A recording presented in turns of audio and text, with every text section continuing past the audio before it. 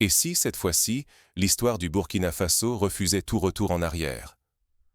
Colonel Damiba, je m'adresse à vous sans détour, sans intermédiaire, car le temps où quelques-uns décidaient à la place de millions est terminé.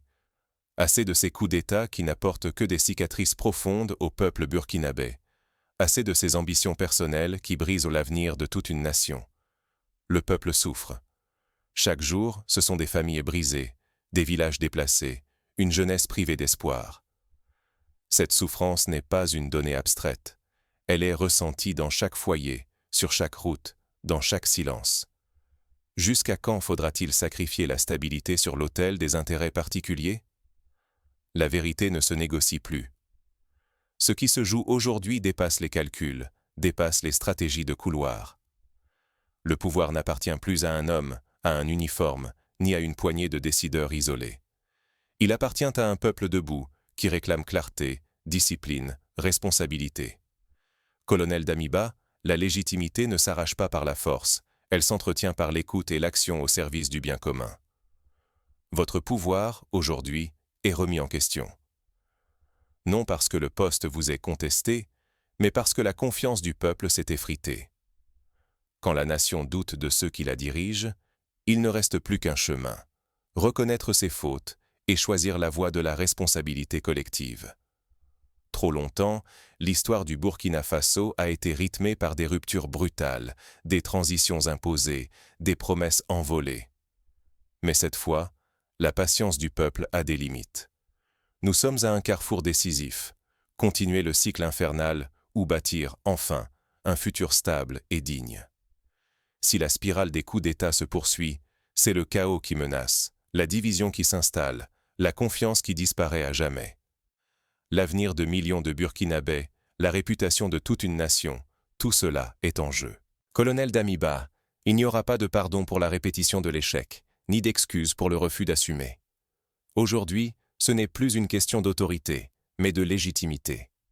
Une légitimité qui ne survivra que si vous écoutez la voix du peuple, si vous refusez d'enfermer le Burkina Faso dans l'ombre d'un passé révolu. Mais pour comprendre comment ce basculement est possible, il faut d'abord plonger dans les racines profondes de ce cycle de crise. Pour saisir l'urgence de cette mutation, revenons sur les origines du problème et les blessures laissées par l'histoire des coups d'État au Burkina Faso.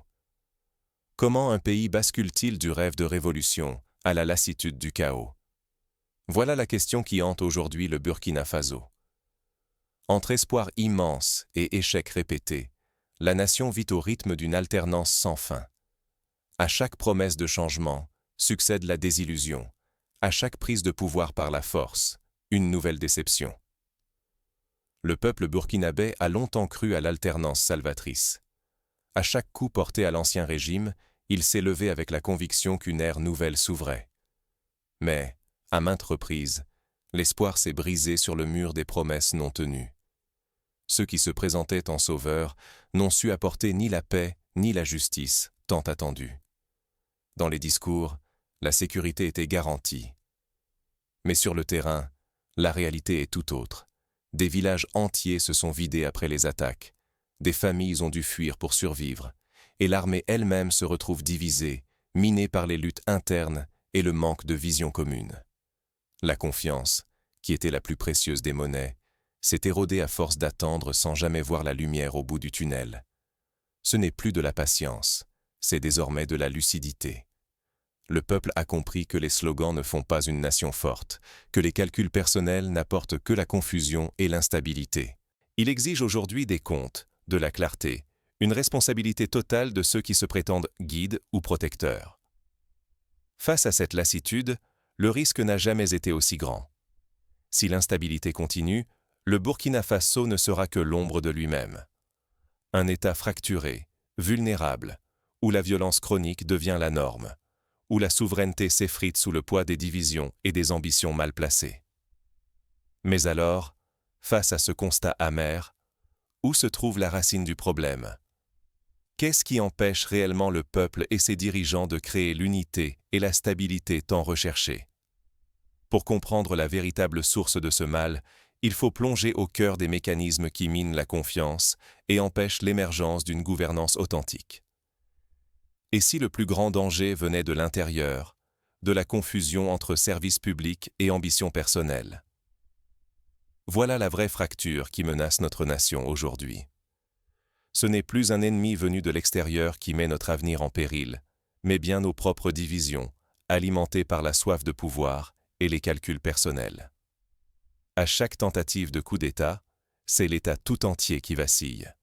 Chaque manœuvre affaiblit nos institutions, divise l'armée et donne du terrain à ceux qui souhaitent notre chute. Pensons-y. Chaque fracture interne, chaque rivalité, chaque trahison interne, c'est une victoire offerte à l'ennemi extérieur, sans même qu'il ait besoin de tirer un seul coup de feu. L'armée, elle, doit rester unie. Une armée divisée n'est plus une force au service de la nation, mais un instrument au service d'individus. Son rôle n'est pas de servir l'ambition d'un homme, ni d'assurer la survie d'un pouvoir isolé. Son devoir, son honneur, c'est d'être professionnel, discipliné et entièrement tourné vers la défense du peuple, jamais vers la défense d'un trône éphémère. Ici se dessine la ligne rouge, celle que personne ne doit franchir impunément. Servir la nation ou servir le pouvoir. Chaque fois que l'intérêt personnel prend le pas sur l'intérêt général, la République s'effrite, la confiance se brise et l'État se fragilise. Servir la nation, c'est se mettre au service de tous, sans exception, sans calcul, sans privilège. Refuser de choisir le camp de l'unité, c'est exposer le pays à la perte de son âme. En persistant dans la division, c'est l'unité nationale qui s'effondre, les institutions qui se délitent, et la révolution qui échoue avant même d'avoir pu s'accomplir. Le chaos n'est jamais loin lorsque la loyauté bascule du service public vers la quête personnelle du pouvoir. Pour chaque citoyen, pour chaque soldat, le choix est clair. La grandeur de la nation passe avant tout. La stabilité, l'avenir, la dignité de tout un peuple sont en jeu. Divisés, nous sommes vulnérables. Unis, nous sommes invincibles. Mais alors, que se passerait-il si ce cycle de sabotage interne prenait fin aujourd'hui? Explorons ensemble le pouvoir de l'unité retrouvée et la force d'une nation qui décide, enfin, de regarder dans la même direction. L'histoire jugera, mais que retiendra-t-elle vraiment de ce tournant décisif? Le Burkina Faso fait aujourd'hui face à une question cruciale. Que choisirons-nous de laisser à nos enfants? Une société debout, forgée par la discipline et la responsabilité, ou un pays qui s'effondre, prisonnier de ses vieux démons? La révolution n'est pas qu'un mot qui s'agite lors des discours. C'est une transformation profonde, qui touche nos pratiques quotidiennes, nos mentalités, et la façon dont le peuple et l'État se parlent. Refuser le chaos, c'est accepter que la souveraineté s'affirme désormais par des choix clairs, par moins de promesses, et surtout par plus de cohérence et de discipline. Faire le choix de la stabilité, c'est comprendre que chaque retour en arrière, chaque tentation de replonger dans les anciennes habitudes, fragilise nos acquis. Cela retarde la victoire du peuple et donne un avantage certain à tous ceux qui rêvent de voir la nation vaciller. Car chaque hésitation, chaque division interne ouvre une brèche où s'engouffrent les ennemis du pays. Nous sommes à un carrefour où tout peut basculer. Si la société burkinabé ne choisit pas la voie de la stabilité, elle risque de voir anéantis tous les progrès chèrement acquis. Les sacrifices consentis ces dernières années pourraient s'évaporer, laissant place à une spirale de violence, d'humiliation et de désespoir. Mais il n'est pas trop tard. La souveraineté ne se clame pas, elle se pratique. Elle s'enracine dans les actes, dans la capacité à dire non aux manipulations, et à tous ceux qui veulent remettre en cause la trajectoire choisie par la majorité. Le temps des calculs personnels doit céder la place à l'intérêt commun, à la construction patiente d'un avenir sûr pour tous. Chaque citoyen, chaque soldat, chaque jeune est appelé à assumer sa part de responsabilité. La discipline, la cohérence et la fermeté ne doivent plus être vues comme des contraintes, mais comme les piliers d'une véritable renaissance nationale. Le peuple burkinabé détient aujourd'hui le pouvoir de transformer l'essai, de prouver que la stabilité n'est pas une faiblesse, mais la condition même de son émancipation. L'enjeu n'est pas simplement politique. Il touche à la dignité profonde de chacun, à la sécurité des familles, à la réputation du pays aux yeux du monde. Le choix est devant nous. Soit nous consolidons cette révolution de la conscience collective, soit nous risquons de replonger dans le chaos dont nous ne sortirons pas indemnes. Alors, comment chacun peut-il agir concrètement pour préserver cette nouvelle trajectoire? La réponse se construit dans la vie de tous les jours, dans nos choix, nos refus, notre engagement. Découvrons maintenant quelles actions concrètes peuvent être entreprises pour que ce sursaut collectif ne reste pas un simple espoir, mais devienne la nouvelle norme de la société burkinabé. Construire la paix, ce n'est pas rester spectateur, c'est devenir acteur de la stabilité. Au Burkina Faso, l'avenir ne se joue plus dans l'ombre des manipulations, mais dans la lumière de l'engagement collectif. Face à l'histoire, chaque citoyen détient une responsabilité immense: défendre le progrès, protéger la révolution et refuser le retour en arrière sous quelque prétexte que ce soit. Je m'adresse d'abord à la jeunesse. Vous êtes la force vive de la nation, la promesse de demain. Refusez d'être instrumentalisé, refusez d'être divisé. Votre avenir ne doit plus jamais être mis en danger par les calculs personnels ou les ambitions qui vous dépassent. Votre vigilance est la meilleure défense contre les tentatives de manipulation et de récupération. L'armée, de son côté, porte une mission sacrée. Elle doit incarner la neutralité, la loyauté et la discipline. Ce n'est qu'ainsi qu'elle mérite la confiance du peuple et protège la stabilité durement acquise. Une armée fidèle à la nation, disciplinée face aux tentations, se dresse comme un rempart contre les vieux démons de la division et des coups de force.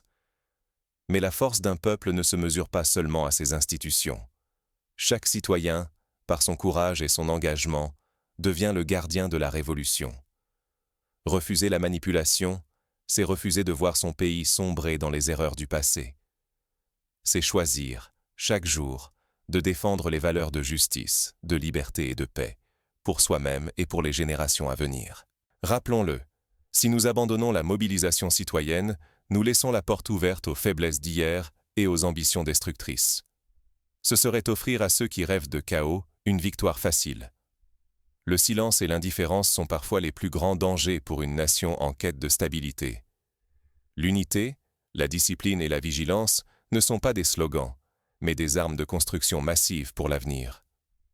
Elles dessinent un horizon où la souveraineté populaire ne sera plus jamais confisquée. En restant soudés, en refusant la manipulation, nous bâtissons la paix sur des fondations solides et inébranlables. Le chemin est tracé, mais il exige un engagement total de chacun, sans relâche, jusqu'à la victoire de la stabilité et de la dignité nationale. Mais cette vigilance ne doit pas faiblir, car les défis à venir exigeront encore plus de courage et de clarté. Voyons ensemble comment la détermination collective peut transformer ces principes en actions concrètes. Le temps des calculs individuels est révolu, celui de la responsabilité collective s'ouvre.